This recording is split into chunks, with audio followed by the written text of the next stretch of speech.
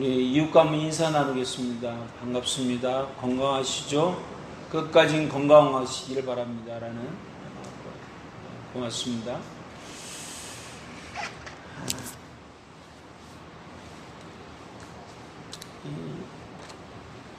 서신서는요, 준비하면 준비할수록, 파면 팔수록 제가 끝을 모르겠어요. 그래서 오늘 전하는 말씀이 조금은 여러분들에게 헷갈릴 수도 있는데 그냥 좀 줄여서라도 핵심적인 부분은 전달하도록 하겠습니다. 내용이 너무 제가 너무 멀리 간 것 같아 갖고 많이 줄이고 지금 생각으로 많이 줄이고 있습니다. 이건 빼고 저건 넣고 이래서 정리는 좀 하려고 하는데 얼마까지 갈려는지 모르겠지만 좀 정신을 차리시고 따라오시면 좋겠습니다. 골로새서의 대주제는 한마디로 말하면 이런 것입니다, 여러분. 예수님 한 분으로 만족할 수 있다, 이거예요.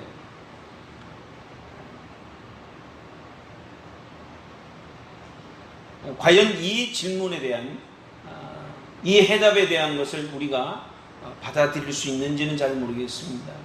왜냐하면 인간이라는 것이 메슬로우처럼 사람에게는 5가지의 욕구가 충족되지 않으면 만족하지 않는다고 했기 때문에 정말 그리스도 한 분이 우리의 욕구를 다 충족할 수 없다면 주님은 절대로 우리에게 만족스러운 분이 될 수가 없을 것이고 그분 하나로 우리는 충분하다는 고백을 할 수가 없을 것입니다. 구약의 역사를 여러분 보면 이스라엘 백성들이 하나님 한 분으로 만족하고 살았다면 절대로 하나님부터 지적받을 일이 없었을 것입니다. 주님 하나님으로부터 지적을 받았다는 그 말은 그들이 하나님 한 분으로 만족하지 못한 삶을 살았기 때문에 지적을 받아야 되는 행동을 취할 수밖에 없는 것입니다. 그 대표적인 모습이 뭐냐면 우상 숭배인 것입니다. 그러니까 하나님이 행하시는 것으로 만족할 수 없기 때문에 우리는 또 다른 신을 통하여 만족스럽지 못한 부분을 채우고 흡족하지 못한 부분을 보충하겠다는 삶이었거든요. 그렇기 때문에 그들은 하나님을 버린 적은 없어요.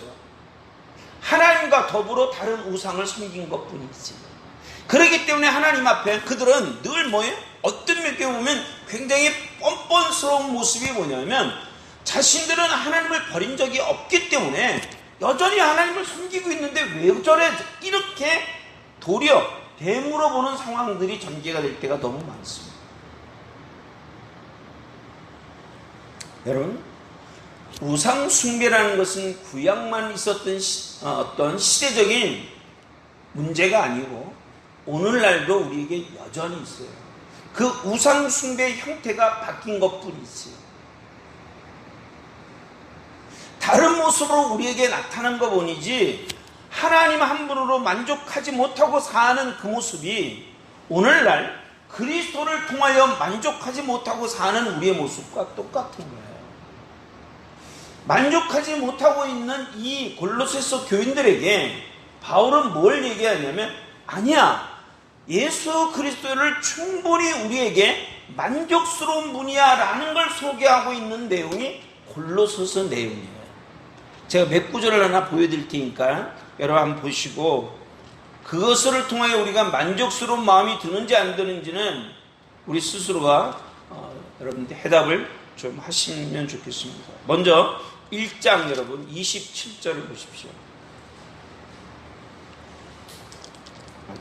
21절부터 보겠습니다. 여러분 죄송합니다. 20절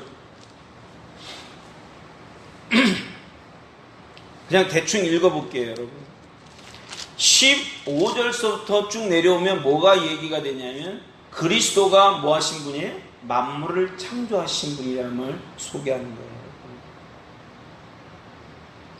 그래서 22절에 가면 그로 인하여 우리가 바르게 세움을 받을 수 있고 27절에 가서 우리에게 뭡니까? 영광의 소망이 된다 이렇게 말하고 있는 겁니다. 좀 건너뛰겠습니다, 여러분. 그 다음에 2장으로 가보실래요, 여러분? 2장 9절을 보십시오. 그리스도 안에는 신성의 모든 충만함이 육체 안에 거하기 때문에 우리가 그분을 통하여 이 충만함을 우리가 뭐한다? 공급받을 수 있다. 이렇게 얘기하는 거예요. 굉장히 추상적인 얘기죠. 3장 4절을 가보십시오.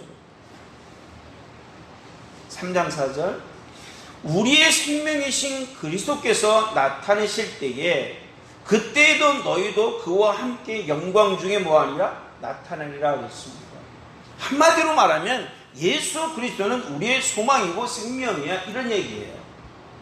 근데 여러분, 우리가 그리스도를 믿고 있지만 우리는 우리 스스로가 그리스도를 믿고는 있지만 그리스도 때문에 내 인생에 만족감을 갖고 있지는 않아요.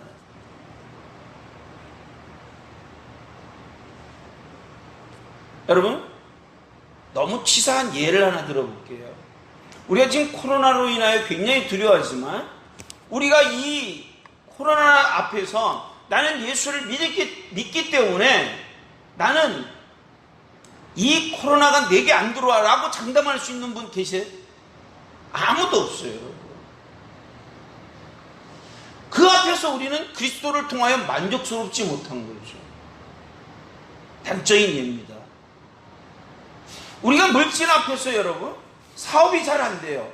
아니야, 괜찮아. 나는 그리스도만 있으면 나는 만족해. 그렇게 되나요? 안 되잖아요. 자녀들이 공부를 못해요. 나는 그리스도가 있으면 돼. 내 자녀가 공부 못하는 거 괜찮아. 이런 부모 있어요? 없어요. 그러니까 지금 성경이 우리에게 제시하고 있는 이 많은 이야기들이 하나님, 예수님이 천지를 창조했다. 좋지요. 우리의 영광의 소망이다. 좋지요. 우리의 생명이 된다. 좋지요. 그러나 현실은 뭐예요? 그게 아니라는 거죠. 그러니까 성경이 가르치는 거와 우리의 현실과 너무 갭이 큰 거예요. 그러니까 우리는 신앙을 얘기하면서 늘 이런 이야기를 할 수밖에 없어요. 미안합니다, 여러분. 추상적인 이야기를 하는 것 같아요. 내 현실은 그게 아닌데, 내 현재는 그게 아닌데, 내가 갖고 있는 건 이게 아닌데, 그것이 내 마음에 뭔가 만족과 흡족함이 안 되는데 왜 성경은 자꾸만 그 얘기만 우리에게 펼쳐보느냐 이거죠. 그러니까 신앙에 뭐가 없는 겁니까, 여러분? 기쁨이 없는 것이고 현실 속에서는 신앙이 뭡니까? 전혀 영향력을 끼칠 수가 없는 거예요.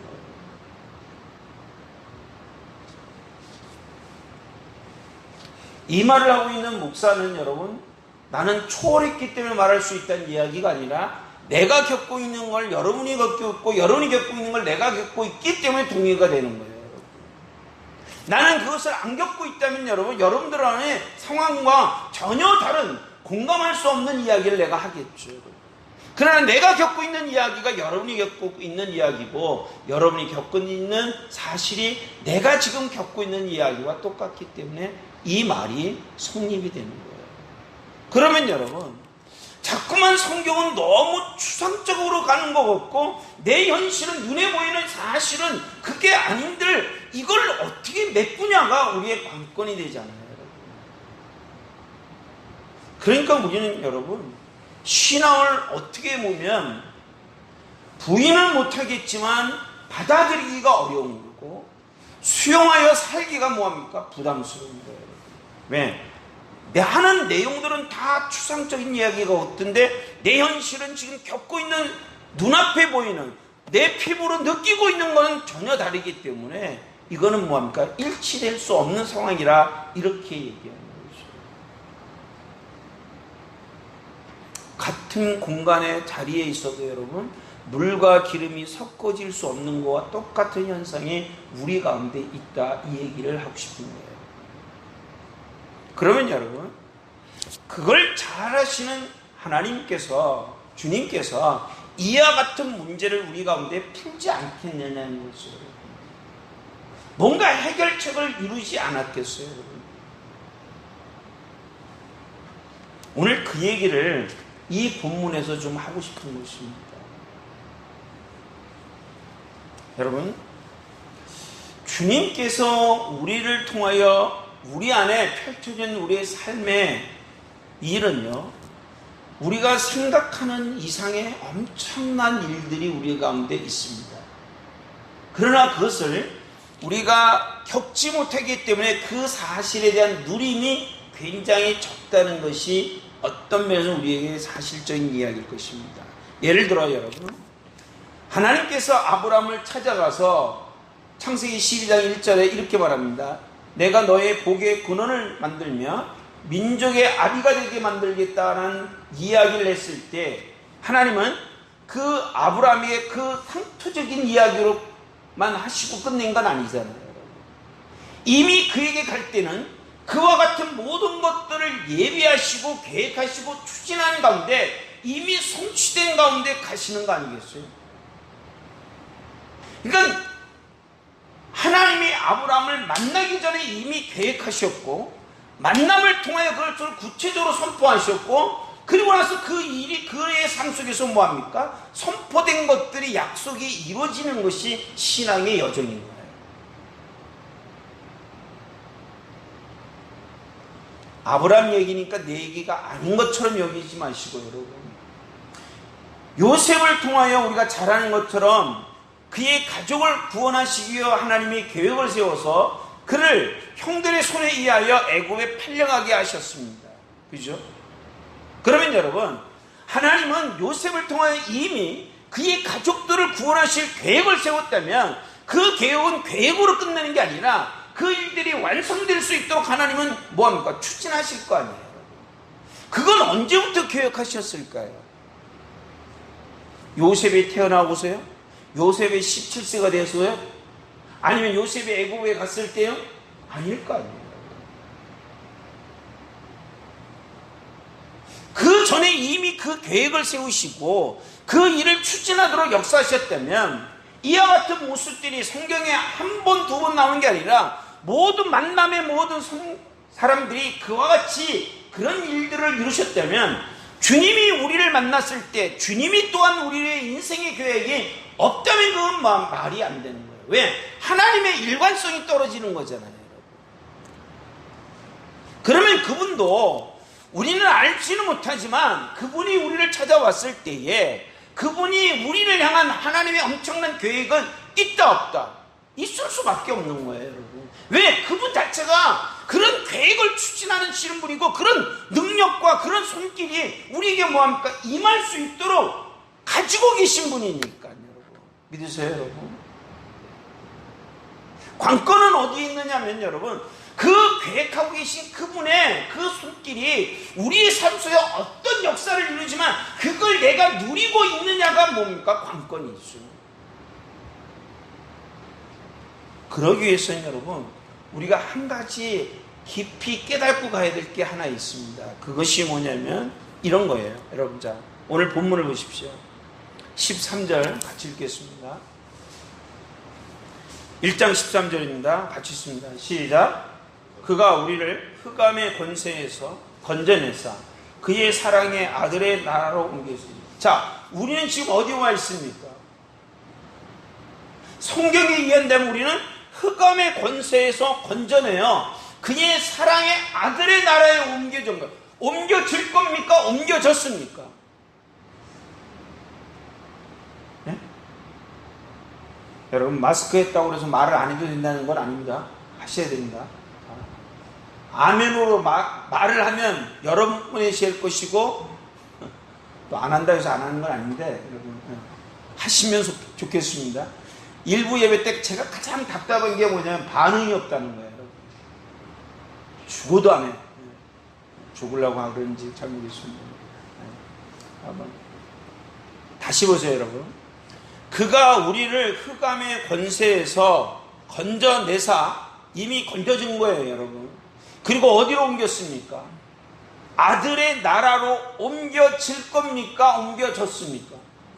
옮겨졌습니다.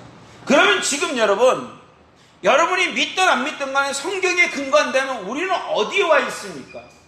하나님의 나라에 와 있는 겁니다. 그의 아들의 나라입니다. 그걸 성경은 뭐라고 또 이렇게 표현할 수 있냐면 12절을 보십시오.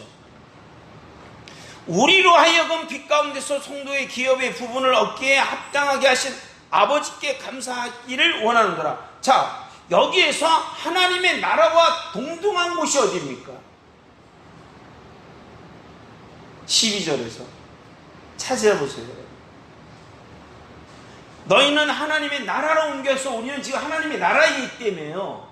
그러면 그 하나님의 나라가 12절에는 어떤 단어와 연관이 되는 거예요? 예?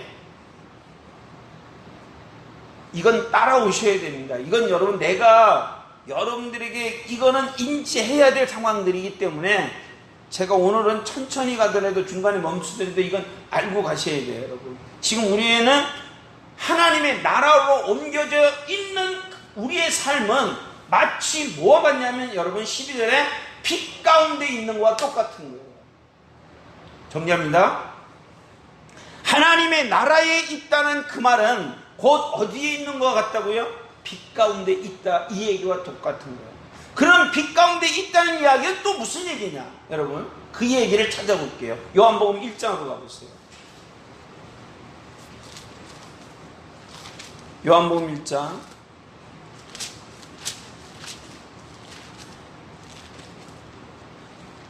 7절부터 볼게요. 자, 7절부터 우리 9절까지 같이 읽겠습니다. 시작. 그가 증언하러 왔으니 곧 빛에 대하여 증언하고 모든 사람이 자기로 말미암아 믿게 하려 합니다. 이는 그 빛이 아니요 이 빛에 대하여 증언하러 온 자라. 참빛 곧 세상에 와서 각 사람에게 비추는 빛이 있었나니 이 빛은 누굽니까? 예? 누구를 칭하는 거예요? 이거는 예수님을 말하는 겁니다. 그죠? 지금 요한이 빛을 증언하러 왔대잖아요, 여러분. 그죠? 요한이 증언하고 있는 그분이 예수 그리스도이고 예수님은 곧 빛이고, 그러면 빛이라면, 그분이 빛이라면 우리가 빛 가운데 있다면 우리는 누구 안에 있는 거예요? 그리스도 안에 있는 거예요. 중요한 원리를 가르칩니다, 여러분. 자, 그리스도가 우리 안에 있어요. 우리가 그리스도 안에 있는 거예요. 결국은 우리는 여러분 이 세상에 살지만 실질적으로 우리는 어디 안에 있는 거예요? 주님 안에 있는 거예요.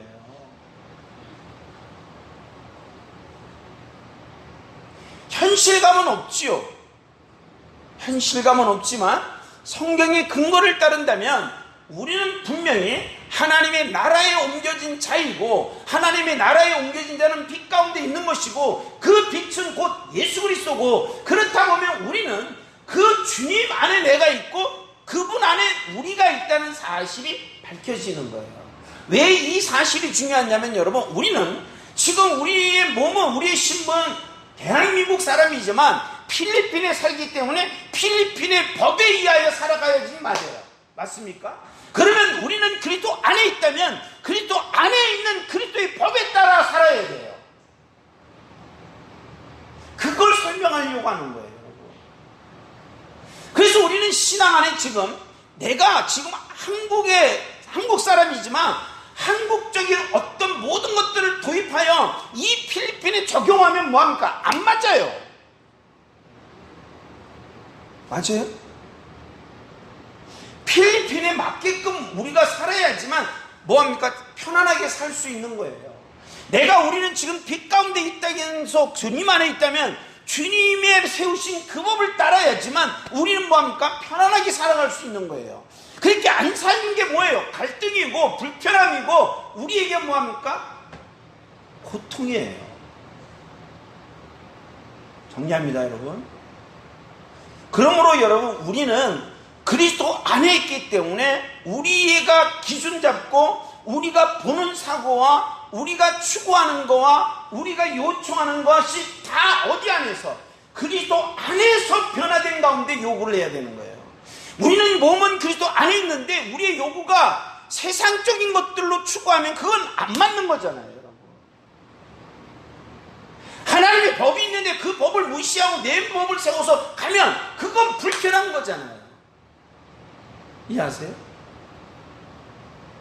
그러니까 우리는 실질적으로 내가 지금 어디 안에 있다는 사실을 모르니까 내 마음대로 사는 거예요. 내 법을 따라 사는 거예요. 내가 정합법을 준수하는 거예요. 아니에요. 우리는 그리스도 안에 있어요, 여러분.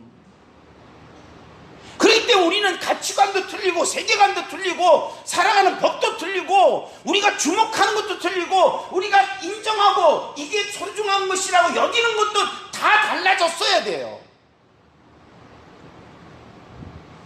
그게 안 달라지니까 여러분 신앙이 자꾸만 뭐가요? 헷갈리는 거잖아요.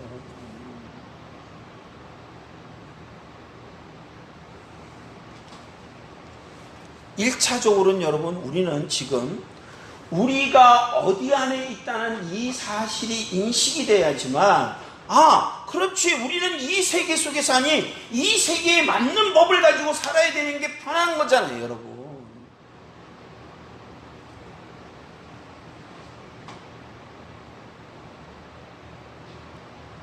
다시 본문으로 가겠습니다. 골로새서 1장. 자, 그러면 우리가 어디까지 와 있는지는 이미 확인이 됐습니다.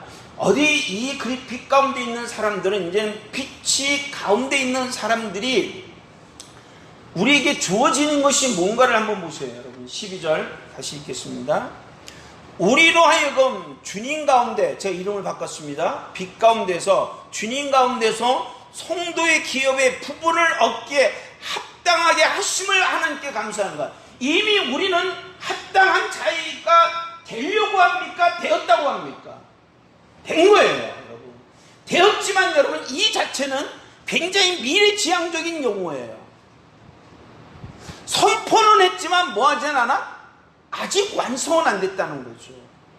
그래서 그 완성을 어떻게 우리가 확인하냐면 하나님이 하나하나 우리에게 주어지는 것을 통하여 우리를 완성되게 만들어 가시는 그분의 의지와 결단이 실패할 수 없기 때문에 이건 된다라고 선포해도 뭐한다 틀린 이야기가 아니지만 우리의 현실은 그것을 이루어가고 있다 이야기를 하고 싶은 거예요. 자, 그러면 여러분 그 이루시는 현장이 어딜까요? 여기죠. 근데 좀 안타까운 것이 뭐냐면 여러분 12절을 보십시오. 성도의 기업이라는 것이 무엇인지 잘 모르겠지만 좀 안타까운 건 뭐냐면 부분을 얻기에 합당한 게 왜 부분이야? 이왕이면 전체를 줘야지. 이게 이제 우리들에겐 좀 불만스러움이 되겠지만 여러분 부분이라는 이 자체는요 마치 이렇게 생각하시면 안 됩니다. 아버지가 대기업 회장인데 자식들에게 유산을 주는데 하나들에게 요만한 뭡니까? 중소기업 작은 구멍가게 하나 덜렁 준다. 이게 부분이 아니고요, 여러분. 한 것에 대한 목이에요, 목. 그것은 작은 것 같지만 전체이고 그 전체와 같은 부분이 작게만 느껴지는 거예요. 이해가 안 되시기 바랍니다. 작지만 전체이고 전체이며 작게 보이는 거예요. 자, 무슨 얘기인지 잘 모르기 때문에 예를 하나 좀 들어보겠습니다. 여러분, 마태복음 6장으로 가보세요. 이 예만 들어도 오늘은 끝낼 거거든요.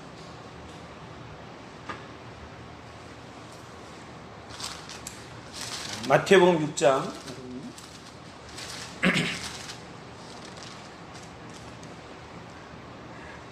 12절을 좀 보시기 바랍니다. 제가 오늘은 성경을 화면으로 안 띄운 이유는 여러분들이 한번 보셔야지만 줄을 끊을 것 같아서 보겠습니다. 12절 같이 있습니다. 시작. 우리가 우리에게 죄 지은 자를 사하여 준 것 같이 우리 죄를 사하여 주옵시고. 자, 이 말을 보면 어떻게 되십니까? 우리가 하나님 앞에 용서를 사함을 받기 전에 우리가 어떤 행동이 전제가 되어야 돼요? 누군가를 용서함이 있어야지만 그 용서한 분량만큼 하나님 앞에 용서를 받는다 이 얘기잖아요.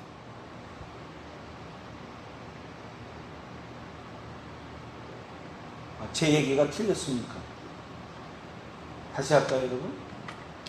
마태복음 6장 12절에 우리가 우리에게 죄 지은 자를 사하여 준 것 같이 우리 죄를 사하여 주옵시고라는 이 말을 그대로 풀면, 말 자체를 풀면, 내가 하나님부터 용서를 이만큼 받기를 원한다면 사람들에게 용서를 이만큼 하면 하나님이 너를 이만큼 용서해 줄 거예요. 이게 있잖아요. 정리하겠습니다. 내가 누군가를 용서를 이만큼 하면 그거를 용서한 걸 가지고 하나님 앞에 가면 내 죄가 요만큼 용서를 받는 거예요. 말 자체가 이 얘기 아니에요? 자, 그러면 여러분 15절을 보세요. 너희가 사람의 잘못을 용서하지 아니하면 너희 아버지께서도 너희의 잘못을 용서하지 아니하시리라. 반증 똑같은 얘기죠. 제가 지금 영어 하는 것도 아니고 따갈로그 하는 거 아닙니다. 여러분 지금 한글을 읽고 있는데 이걸 모른다는 건 말이 안 되는데, 그죠? 지금 15절을 보면 너희가 사람의 잘못을 용서하면 아버지께서도 너의 잘못을 용서한다 이거잖아요. 그러니까 내가 하나님 앞에 용서를 받기 위해서는 반드시 뭐가 전제가 돼야 돼요? 누군가를 용서한 근거가 있어야 된다 이 얘기죠. 자, 그러면 여러분 이건 은혜입니까? 아니면 나의 공로입니까?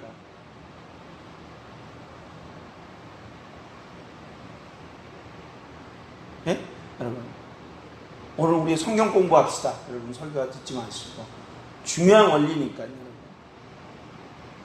다시 정리할게요. 우리는 지금 12절과 15절을 그렇게 봤습니다. 내가 하나님 앞에 용서를 받기 위해서는 반드시 누군가를 용서를 해야 되고 이 용서한 근거를 가지고 하나님 앞에 나가야 할 때 하나님은 너 이만큼 용서했어? 그럼 나도 너를 요만큼 용서해 줄게. 이렇게 왔어요. 이건 행위예요. 여기서는 여러분 내가 행한 만큼 없기 때문에 이건 뭐합니까? 은혜라고 이야기할 수 있는 게 없어요. 그렇잖아요. 내가 안 해주면 못 받는 것이고 한 만큼 얻는 거니까 마치 일한 만큼 대가를 얻는 일과 똑같은 거잖아요. 그건 우리가 뭐라고 그러냐면 여러분 행위라고 얘기하고 그건 율법이라고 얘기하고 그건 뭐예요? 노동이라 이렇게 얘기하는 거예요. 그건 대가다 이렇게 얘기하는 거예요. 어디 은혜가 있습니까 여러분? 은혜라는 건 안 해도 받는 것이 은혜이지. 이렇게 생각하십니까? 나는 10을 용서했는데 하나님께서 나는 100을 받았기 때문에 은혜다. 아닙니다. 성경은 분명히 용서한 만큼 나를 용서하는 거라고 되어 있습니다. 여기는 은혜가 없는 거예요 여러분. 그죠? 그러면 여러분 성경은 일관성이 있어야 됩니까? 없어야 됩니까? 있어야 되겠죠. 만약에 어떤 성경에는 이렇고 어떤 성경이 저러면 이건 일관성이 없으니까 이건 서로가 모순되니 이건 진리가 아니고 뭡니까? 엉망진창이 되는 거예요. 자, 그럼 마태복음 18장으로 가봅시다.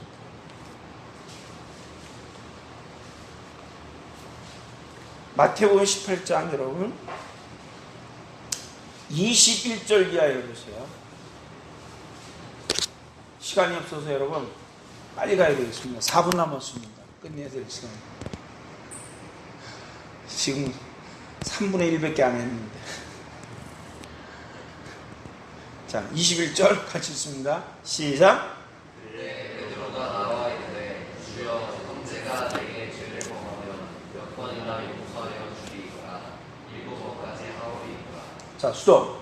7번 얘기, 지금의 주제가 뭡니까? 용서잖아요. 자, 마태복음 6장에서 봤던 내용과 일맥상통한 겁니까? 아닙니까? 주제는 똑같아요. 용서에 관한 이야기예요. 자, 그러면 마태복음 6장에 있는 걸 그대로 적용한다면 이 이야기는 반드시 먼저 내가 용서를 하고 그래야지만 하나님께 용서를 받는다는 이야기로 가야 됩니다. 그렇잖아요. 제발 좀 따라오세요. 표정이 없으니까 알고서 하는 건지 빨리빨리 가세요라는 건지 잘 모르겠습니다. 자, 그러면 여러분, 자 23절부터 보면 예수님이 예를 하나 들었습니다. 이 예는 이런 거예요. 어떤 왕이 신하가 왕에게 빚을 졌습니다. 얼마나 졌습니까? 1만 달란트입니다. 여러분 액수가 커 보이죠? 1만 달란트니까 얼마인지는 잘 모릅니다. 1만 달란트인데 왕이 첫째 뭐라고 그러냐면 25절에 갚으라 그랬어요. 다 팔아서 네 집안에 있는 걸 다 팔아서 자 갚을 수 있다고 생각했겠죠. 자 그래서 26절에 보니까 종이 엎드려 다 갚겠나이다 그랬습니다. 근데 갚을 수 있었어요, 없었어요? 못 갚았어요. 그래서 뭡니까? 27절에 주인이 불쌍히 여겼어. 왜 불쌍히 여겼어요? 갚을 수 없는데 갚을 수 있다라고 발버둥 치는 게 불쌍한 거예요, 여러분. 그죠? 그래서 임금이 그 빚을 탕감해 줬어요. 탕감 아시죠? 없는 거로 끝냈어요. 자, 그러면 두 사람의 관계가 끝났죠. 자, 그래서 탕감을 받은 이 종이 지나가다가 자기에게 빚진 사람을 만났어요. 근데 이 빚진 사람은 의외로 얼마를 냈냐면 100데나리온이에요. 100데나리온은 여러분 1달란트는요 5,986분의 1이에요. 다시 얘기할게요. 1달란트는 데나리온으로 환산하려면요 5,986분의 1이에요. 비교가 돼야 안 돼요. 상상할 수 없네요. 근데 이 사람은 지금 한 달란트를 면제받은 게 아니라 1만 달란트예요, 여러분. 근데 지금 나한테 빚을 갚아야 될 사람은 100데나리온이에요. 근데 그 빚을 갚으라 그래서 안 갚았어요. 그러자 이 사람을 어디다 넣었어요? 감옥에 넣었어요. 이 소식을 들었던 왕이 쫓아와서 그 탕감해준 사람의 모습을 뭐합니까? 다시 감옥에 넣으며 빚을 갚으라고 얘기했습니다. 자, 그 장면이죠. 보세요. 32절.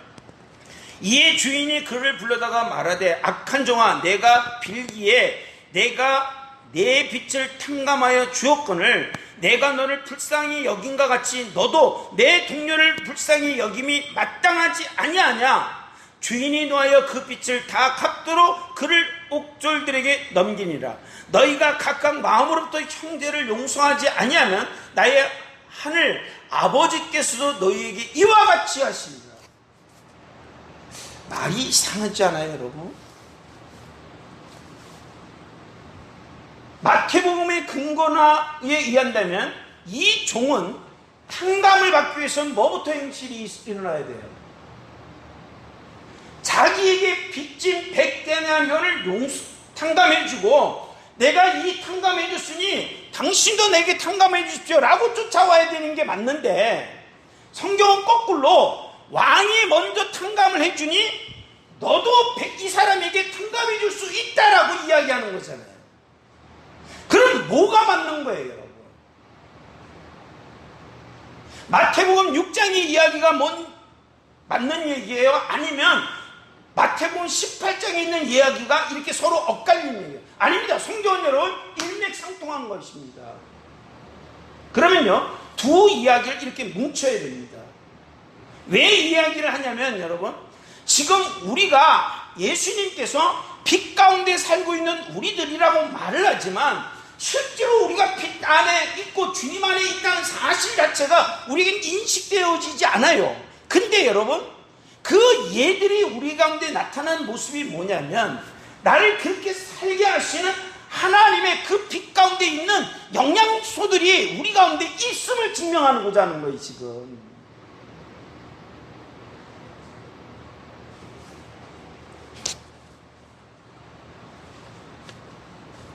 여러분, 왜 왕은 탕감해 준 걸 다시 갚으란 이야기를 하는 거짓 왕이 되는 걸까요?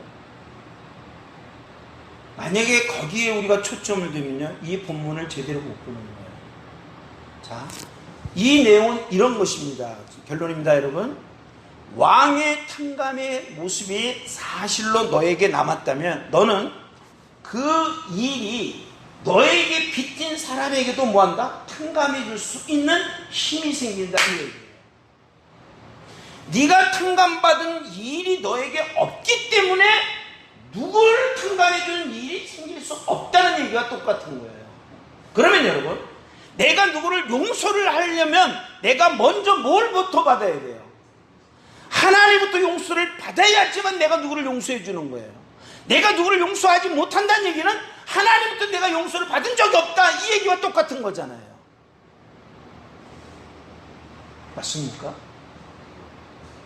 그러니까 우리의 행실의 근거는 나에게서부터 나오는 게 아니라 주님이 주님이 내게 주신 은혜의 근거에서 나온다 이 얘기예요.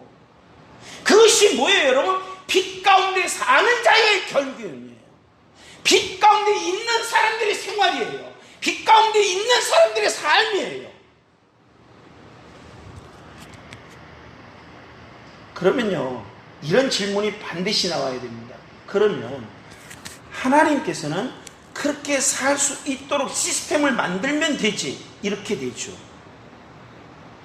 그렇잖아요 여러분. 그러면요 탕감해주는 일이 자동적으로 생길 거 아니에요. 그죠? 시스템 자체가 그렇게 되어 있으니까 마치 동전을 넣으면 여러분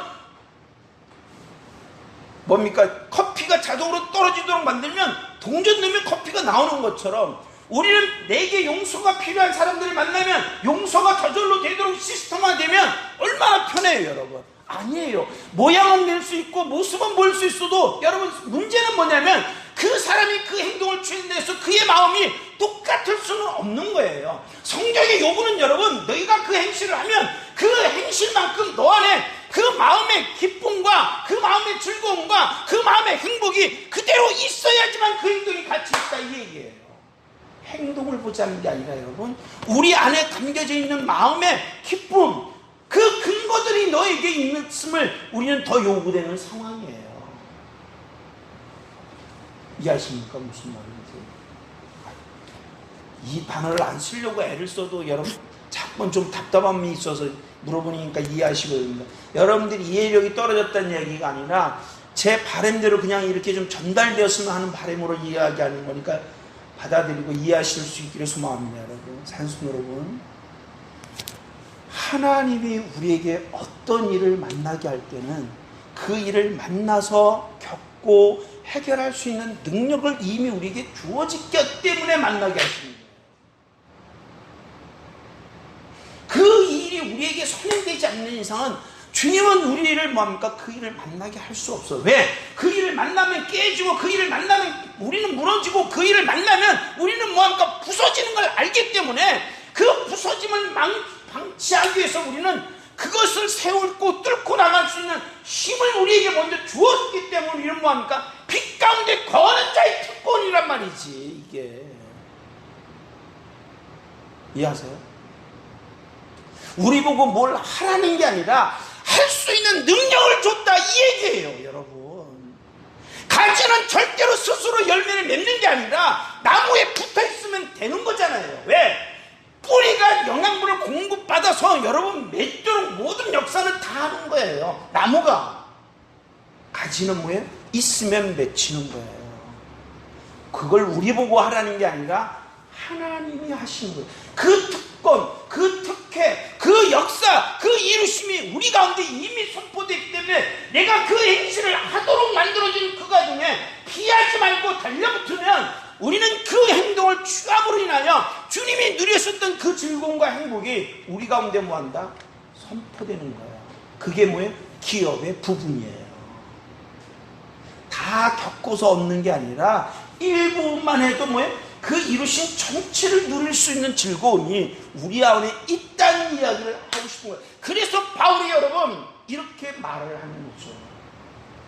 감사하시기를 원한다. 그건 여러분 이미 성취되었기 때문에 감사하는 거예요. 사랑하는 성도 여러분, 하나님은 우리의 삶 속에 이미 이루심이 있기 때문에 감사할 수 있는 삶이라고 선포하고 있다는 것입니다. 우리의 기준으로는 아니야, 우리의 생각으로는 아니야 라고 이야기하는지 몰라도 하나님은 이미 그렇게 되었다고 이야기한다면 우리가 그리스도 안에 있는 우리들은 그 기준, 그 시각, 그 마음으로 바라볼 수 있기를 소망합니다. 그때 우리는 감사구나, 이것이 이루신 거구나, 이 모습이 내 안에 있었구나, 그걸 발견하게 되는 성도가 되는 거예요. 이 일에 대한 확정함을 가지는 여러분 되시기를 주의 이름으로 부탁을 드립니다. 기도하겠습니다. 자비하신 하나님, 오늘도 우리에게 주님의 귀한 은혜를 허락하시고 말씀 가운데 거하게 하시며 그 말씀이 우리를 살리게 하시니 감사합니다. 하나하나 깨달음으로 우리 가운데 그 풍요함이 있게 하시고 그 말씀의 내용들을 우리가 깨닫고 그 내용에 의하여 우리 스스로가 어떠한 사람들임을 알게 하시고 그 누림이 우리에게 부족함이 없도록 역사하여 주옵소서. 마치 우리의 삶은 하나님 한 사람의 생명을 아름답게 하기 위하여 발버둥 치는 것 같지만 그 속에서 누리게 하시고 그 속에서 얻게 하시고 그 속에서 맺게 하시는 것은 마치 우주를 창조하신 것 같은 놀라운 은혜를 우리 가운데 부어주고 있음을 잊지 않게 하시고 이제는 우리가 주님 안에서 그 풍요함과 그 풍성함과 그 넉넉함과 그 충만함을 누릴 수 있도록 역사하여 주시옵소서. 생각지 못한 일을 통하여 우리가 당황할 수 있지만 하나님 그 일들이 우리에게 새로운 기쁨이 되고 알미 되고 하나님의 귀한 사랑을 깨닫게 하시는 충분한 근거가 될 줄 믿사오니 주여 그것을 바라보는 우리의 마음에 주님의 안목으로 주님의 손길 속에서 주님의 계획 속에서 주목하는 우리가 되게 하여 주시옵소서. 한 주간도 주님의 평강으로 함께 하시기를 소망하며 이제는 우리 주 예수 그리스도의 은혜와 아버지 하나님의 크신 사랑하심과 성령의 충만한 은혜가 머리 숙인 모든 심령이 함께 하시기를 간절히 축원드리옵나이다. 아멘.